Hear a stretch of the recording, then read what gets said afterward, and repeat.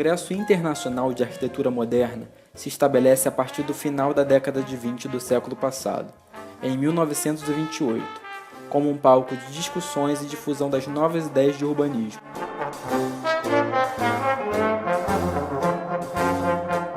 Os modernistas acreditavam que o desenho da cidade seria causador de um mundo mais igualitário, e que a estrutura urbana poderia ser realizada racional e funcionalmente, de forma a se atingir o bem-estar social. Com ideias propostas inicialmente por Le Corbusier na década de 20, o Cian recomendava uma nova linguagem arquitetônica.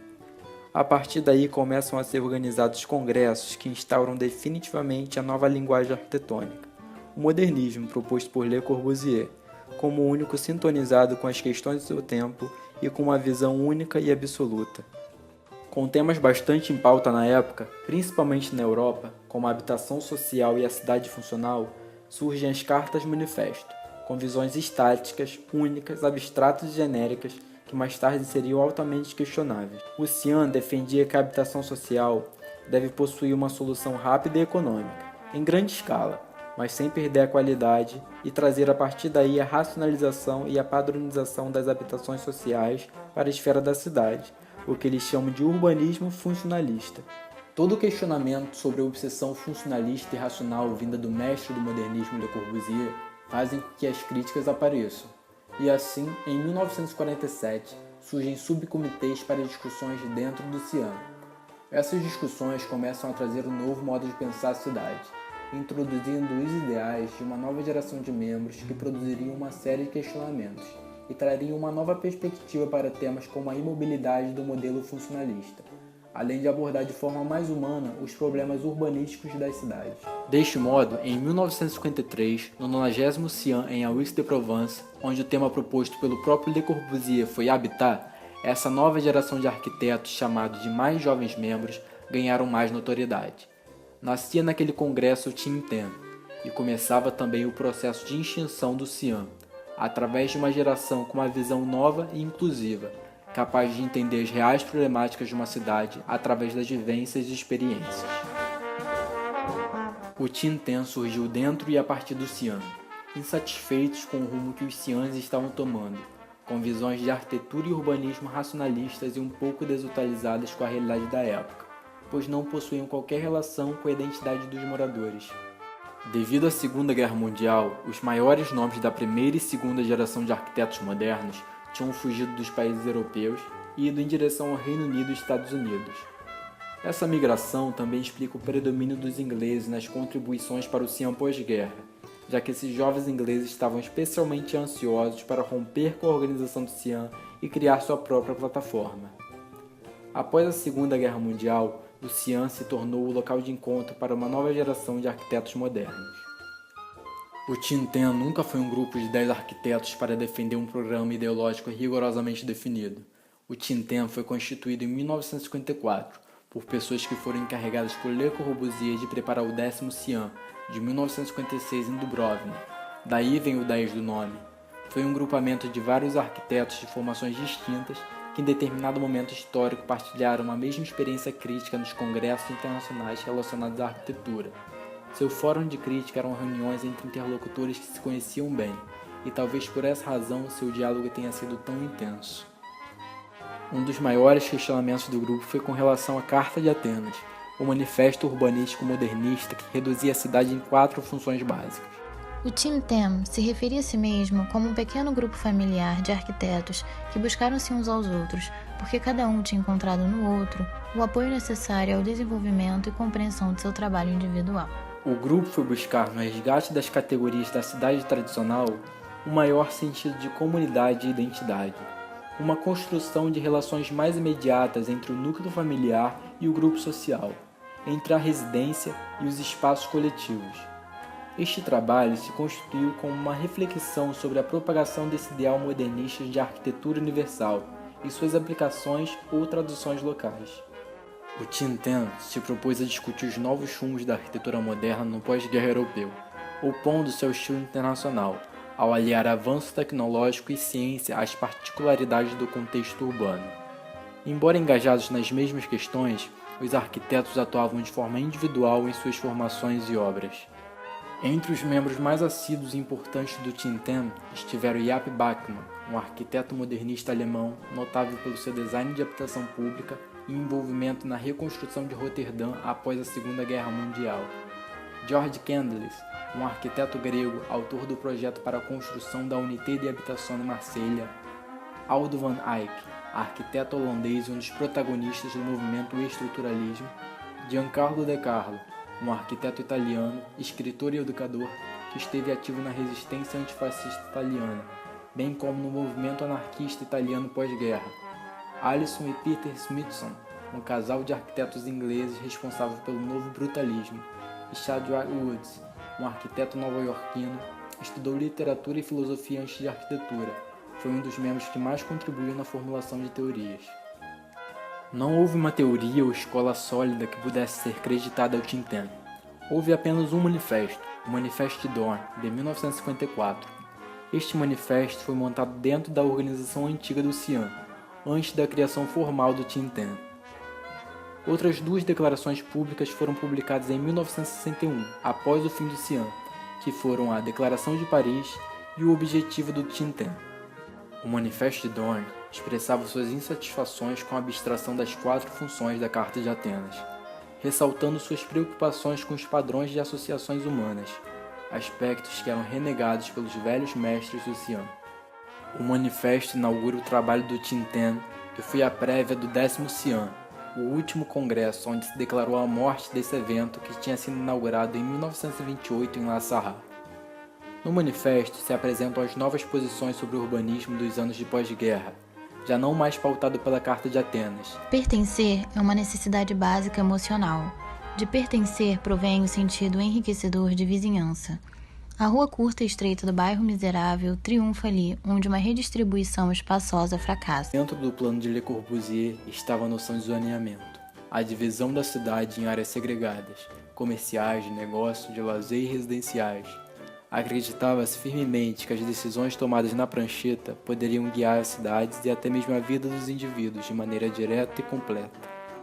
Hoje, como consequência do modernismo, as cidades construídas nas ideias de Corbusier raramente são descritas como utópicas. Brasília, por exemplo, tem sido duramente criticada por ignorar os hábitos e desejos dos residentes e por não fornecer espaços públicos para encontros urbanos. Além disso, os blocos de apartamentos inspirados na Unité, que se encontram nos arredores de quase todas as grandes cidades de hoje, tornaram-se incubadores de pobreza e crime, sendo que grande parte foi completamente remodelada ou demolida. A técnica de planejamento da Carta de Atenas foi a análise das funções. Apesar disso ter tornado possível pensar-se claramente sobre a desordem mecânica das cidades, ele se provou inadequado na prática, porque era muito conceitual. O urbanismo considerado nos termos da Carta tende a produzir comunidades nas quais as associações humanas vitais são ignoradas. Tornou-se óbvio que a construção das cidades estava além do pensamento puramente analítico. O problema das relações humanas passou pela rede das 4 funções. Numa tentativa de corrigir isto, o Manifeste de Dorn propôs: para se compreender o padrão das associações humanas, nós devemos considerar cada sociedade no seu meio ambiente particular. No 10º e último CIAN, em Dubrovnik, organizado pelo Tintin, os Smithson apresentaram um novo conceito, o cluster. Segundo os autores, o objetivo do Tintin, que organizou o trabalho para o Congresso, dentro dos princípios do Manifesto de Dorn, foi demonstrar que uma forma específica de habitar deve ser desenvolvida para cada situação. Após a Segunda Guerra Mundial, algumas ciências humanas como a antropologia cultural, a psicologia e a teoria de comunicação de massa adquiriram grande importância para a crítica arquitetônica. Uma das maiores críticas em relação ao movimento moderno foi justamente aquela que constatou a perda da identidade das cidades e do significado da arquitetura. É exatamente nesse período pós-guerra que surgem as propostas de reestruturação da sociedade europeia, ressentida dos horrores da guerra e bastante descrente do sistema e da condição humana. Os Smithson, Aldo van Eyck, Bachmann e Candilis, integrantes do Tintin, introduziram dentro do corpo doutrinário do movimento moderno conceitos que permitiram acomodar uma diversidade maior de modelos culturais, onde se pudesse resgatar e incentivar o conceito de identidade, do particular em oposição ao universal, enfim introduzindo a identidade. E para isso, alguns recorreram ao estudo das culturas primitivas, coletando informações sobre os padrões da estruturação espacial. Para a cultura dos anos 50 e 60, não importava muito o ter, mas apenas essencialmente o ser. E essas posturas, de certa forma, se traduziam na forma arquitetônica, onde mostrar a nudez da forma, retirar os revestimentos, mostrar somente a estrutura, era uma prática habitual. Nas reuniões do Tintin, o grupo apresentava e discutia rigorosamente seus projetos, alguns realizados em parcerias internas, desenvolvendo ideias coletivamente. O quadro teórico do Tintin, divulgado principalmente através do ensino de publicações, teve uma profunda influência sobre o desenvolvimento do pensamento arquitetônico na segunda metade do século XX, principalmente na Europa. Emergiram pelo menos dois movimentos do Tintin: o estruturalismo, de Aldo van Eyck e Ep Bakema, e o novo brutalismo, de Alisson e Peter Smithson. Da contribuição do estruturalismo resultaram três manifestações interessantes na arquitetura. A primeira, que foi buscar na antropologia, na arquitetura popular e histórica, novas formas mais apropriadas de conceber o espaço. A segunda, que tomou a palavra ao pé da letra e foi buscar na estrutura a verdade e a pureza da forma, como a corrente do novo brutalismo. E por último, uma terceira, que se utilizou da história como estrutura projetual. Para os partidários do novo brutalismo, a ética estava no trabalhar conforme os novos cenários culturais do pós-guerra, na contemporaneidade da linguagem arquitetônica, na tecnologia e nas mudanças sociais. Era preciso criar uma arquitetura que criticasse e solucionasse os danos causados pelas quatro funções: habitar, trabalhar, lazer e circular. O novo brutalismo não deveria ser uma linguagem formal, mas um modo experimental de se atuar frente ao tema, ao programa e aos materiais de um projeto. Os Smithson, juntamente com Aldo van Eyck, Bachmann, Candiles, que estudaram os padrões das sociedades primitivas, acabaram por propor padrões novos de composição e organização formal, como a rua corredor externa e aérea, formas novas de associação volumétricas, formas abertas, acopláveis, para a estruturação do crescimento, aproximando-se assim dos metabolistas japoneses, das propostas do grupo Archigram e de todas as utopias tecnológicas. Em 1949, os Smithsons, ao vencerem o concurso para o projeto de uma escola em Huston, Norfolk, concluída em 1954, causaram uma grande polêmica, porque a escola apresentava uma orientação formal tipicamente racionalista, uma grande referência ao Instituto de Tecnologia de Illinois, de Mies van der Rohe, e uma forte influência da arquitetura japonesa. A escola apresentava estratégias compositivas que virariam moda e soluções canônicas nos anos 60 e 70, e acabariam por caracterizar o próprio movimento do novo brutalismo. O último encontro oficial do Tintin aconteceu em 1977, mas em retrospecto, os participantes do grupo marcam o desaparecimento de Bachmann em 1981 como o final do Tintin. Pode-se argumentar que o único produto do Tintin foram suas reuniões, na qual os participantes colocaram seus projetos na parede e expuseram-se à análise implacável e feroz crítica dos seus pares. O Tintin se dissolveria por desacordos internos em relação às interpretações e ideologias do urbanismo presentes desde o início.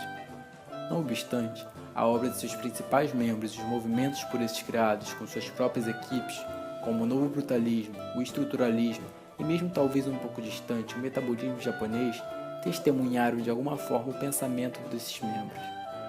Como tal, durante um período de estagnação arquitetônica, o Tintin quebrou uma das principais forças que causaram a estagnação, que foram os Ciães, e lentamente prepararam o caminho para novas formas de se apossar e realizar a arquitetura moderna.